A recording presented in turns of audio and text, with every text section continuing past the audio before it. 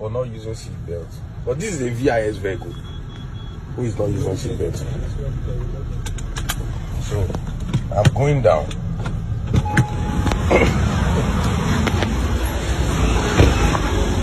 You can see this vehicle. Sorry, excuse me. Why are you driving without seatbelt?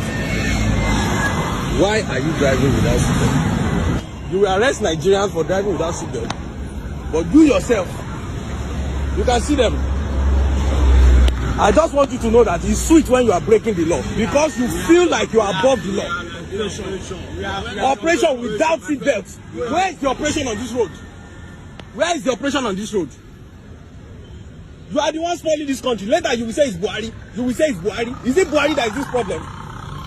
Ordinary small position that they gave you now, you have neglected the law of safety. Seatbelt is not because road safety or VIO will arrest you. It's for your personal safety. And it's an offense. I'm supposed to arrest you. I'm supposed to seize this car. Ori bikini.